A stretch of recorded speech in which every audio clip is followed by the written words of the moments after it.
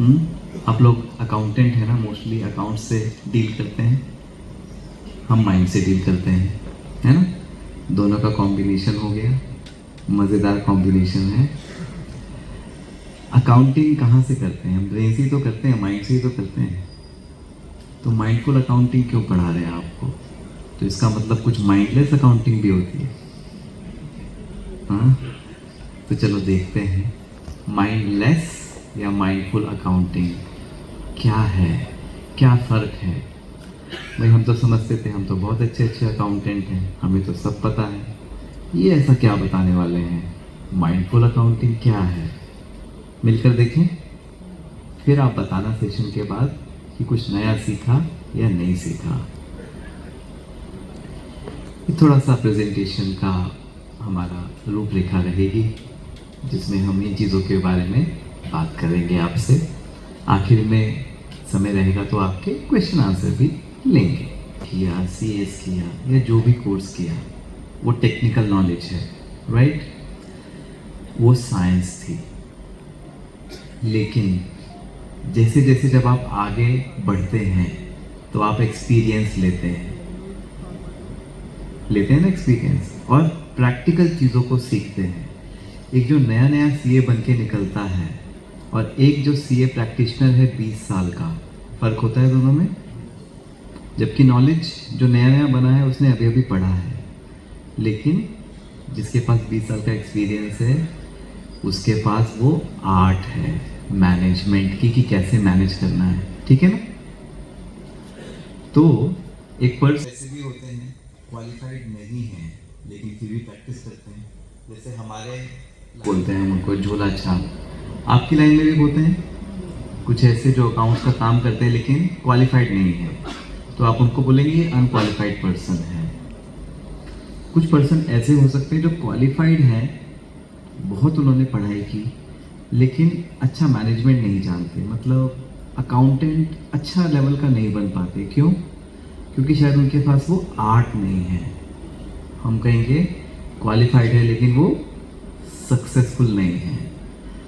लेकिन जिसके पास both knowledge और मैनेजमेंट स्किल्स दोनों हैं, वो एक सक्सेसफुल अकाउंटेंट बन जाता है, ठीक है ना, राइट।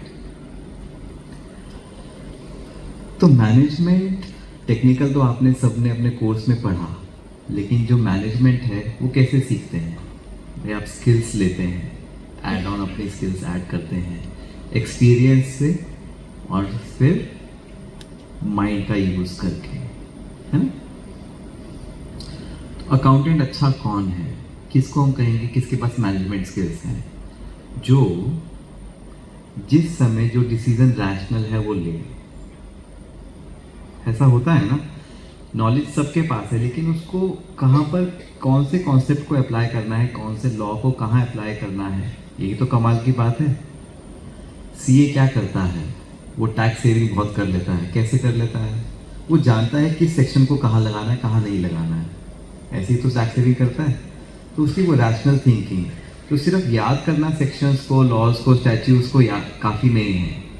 उसको कहाँ पर कैसे अप्लाई करना है वो पता होना चाहिए, जिसको हम कहते हैं रैशनल थिंकिंग, रैशनल डिसीजंस, है ना। वो सक्सेसफुल हो जाता है।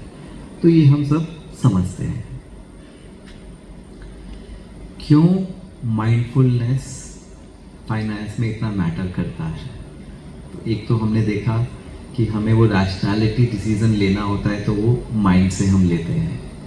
दूसरा, चैलेंजेस बहुत हैं आज के समय में, बहुत कॉम्प्लेक्स हो रहा है। आज जो यहाँ पर थोड़ा जो पीछे की जनरेशन हम देखें, जिन्होंने 50 साल पहले अकाउंटिंग का पास किया था एग्ज़ाम, और उस समय जो अकाउंटिंग थी और आज की अकाउंटिंग, फ़र्क मानते हैं आप? आज की अकाउंटिंग बहुत कॉम्प्लेक्स हो गई है, हर फील्ड में बहुत कॉम्प्लेक्सिटी है। क्यों? वर्क प्रोसेसेस, जो काम है, जो बहुत चीज़ें हो रही हैं, बहुत अनप्रिडिक्टेबिलिटी है, अनसर्टेनिटी है। लोगों का बिहेवियर बहुत चेंज हो रहा है, चाहे वो क्लाइंट की एक्सपेक्टेशंस हो, चाहे वो स्टाफ का बिहेवियर हो। है या नहीं है? है।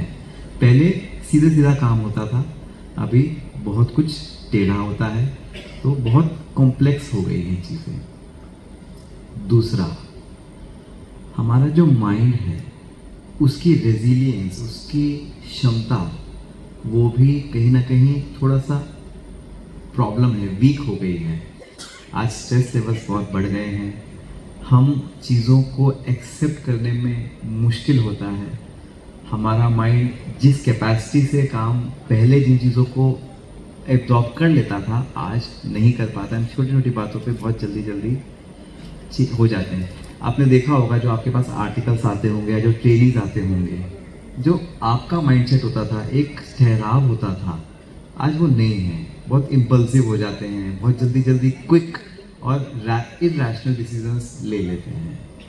तो ये हमारे चैलेंजेस हमारे माइंडफुलनेस को अफेक्ट करता है। माइंडफुल अकाउंटिंग क्या है?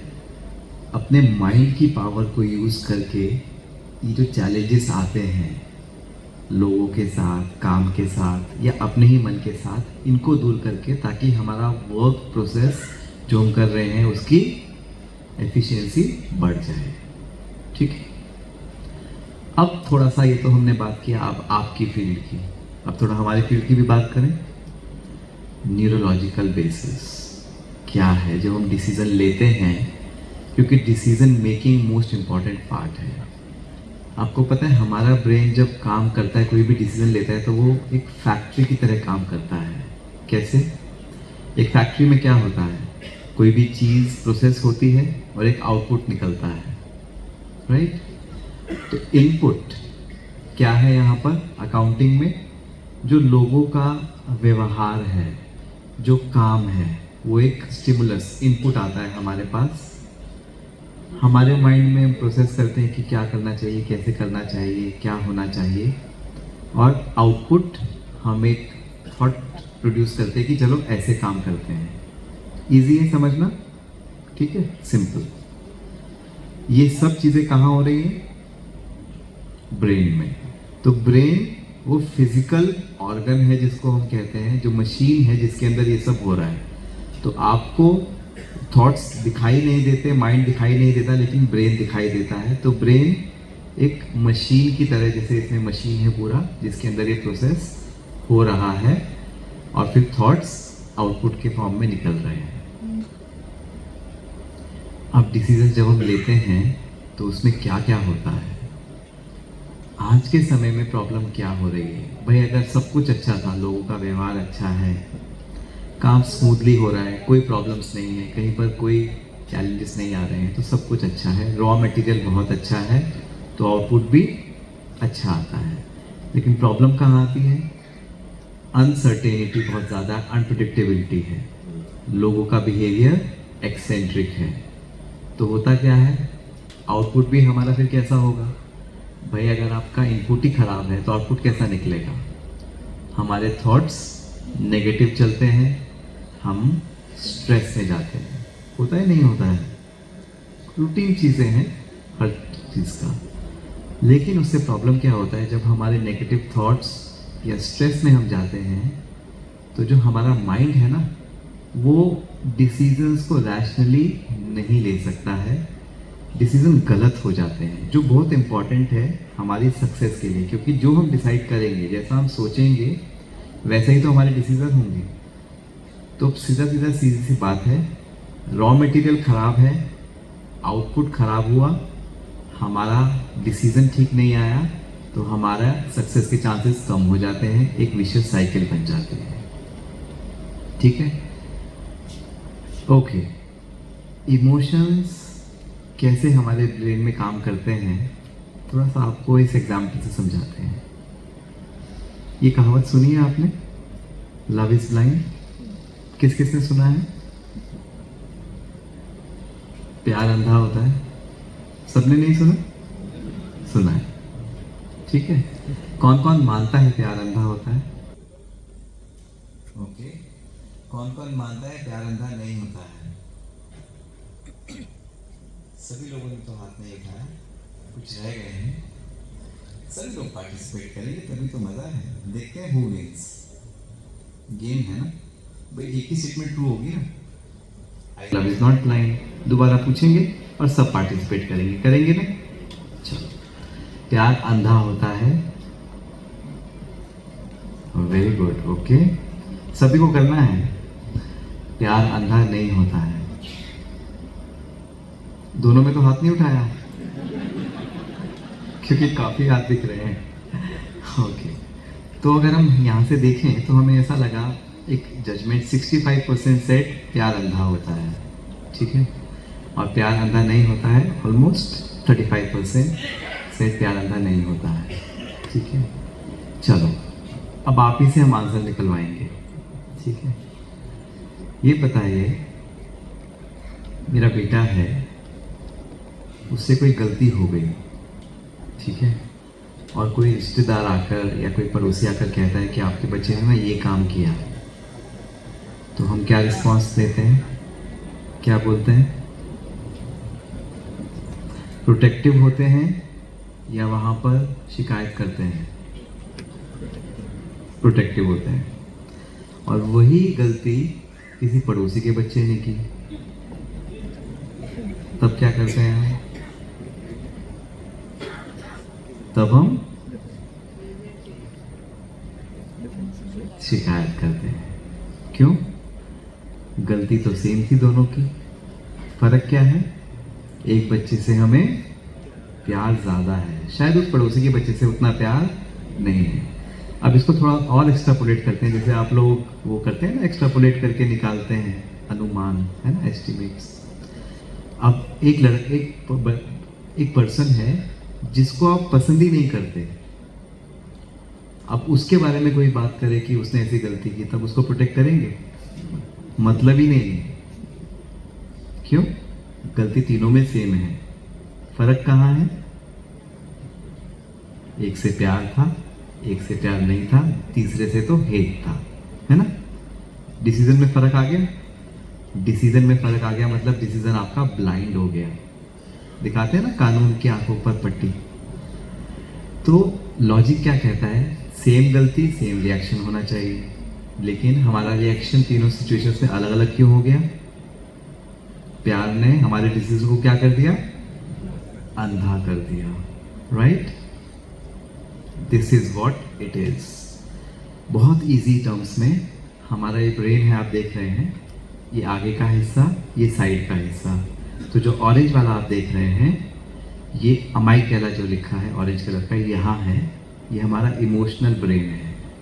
इमोशंस यहाँ से आते हैं, कोई भी इमोशंस, प्यार के, नफरत के, डर के, चिंता के।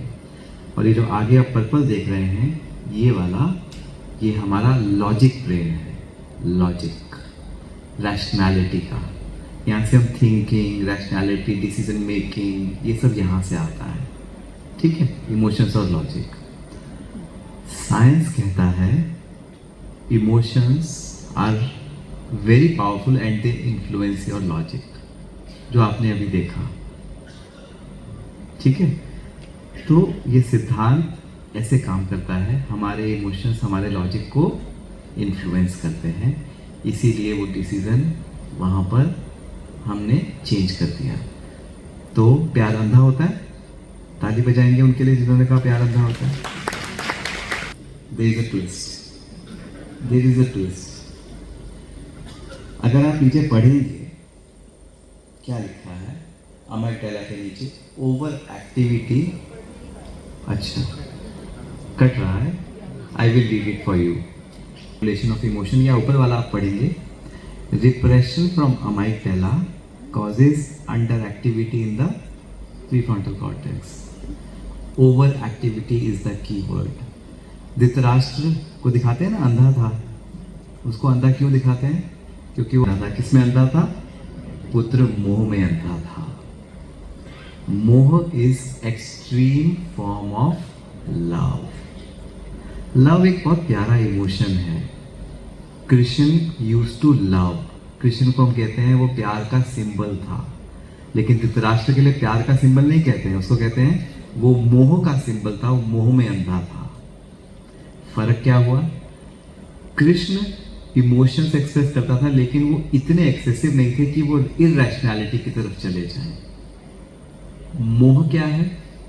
वो इतने ज्यादा एक्सट्रीम हो जाते हैं कि हम अटैच हो जाते हैं और हम गलत डिसीजंस ले लेते हैं। जब ओवर एक्टिव हमारे इमोशंस होते हैं किसी भी चीज़ के प्रति, तब हमारा लॉजिकल माइंड सप्रेस होता है। अगर बैलेंस है तो इमोशंस बहुत ब्यूटीफुल रोल प्ले करते हैं हमारी लाइफ में। नहीं तो हम सब क्या हो जाएंगे, लॉजिक मीन्स रोबोट जैसे हो जाएंगे, मशीन जैसे हो जाएंगे। मशीन में ये इनपुट डालोगे तो यही आएगा। तो ना कभी किसी को कोई माफ़ करेगा, ना कोई प्यार करेगा, ना कुछ इमोशंस होंगे, ना कोई जीवन में रंग होंगे। लेकिन जैसे शुगर अच्छी लगती है लेकिन ज़्यादा खाओगे तो क्या हो जाएगी, प्यार जब अपनी लिमिट को क्रॉस करता है तो वो मोह बन जाता है, और मोह हमारे माइंड को, लॉजिकल ब्रेन को हाईजैक कर लेता है। लोग कहते हैं ब्रह्मा कुमारी इसमें दूर कर देते हैं, स्पिरिचुअलिटी रिश्तों को दूर कर देती है। क्या एक दूसरे से अटैचमेंट नहीं होगा? This is the answer. हम यहाँ पर कहते हैं आप लोगों से प्यार करो, लेकिन मोह में मत जाओ। मोह में मत जाओ कि आपके डिसीजंस ही रॉन्ग हो जाएं। तो एक्चुअली प्यार नहीं अंधा होता है। कौन अंधा होता है? मोह अंधा होता है। Do you agree with me? तो डबल क्लैप हो जाए उनके लिए जिन्होंने कहा प्यार अंधा। God is love. How can love be? Can God be blind? No. God cannot be blind. ऐसे ही ये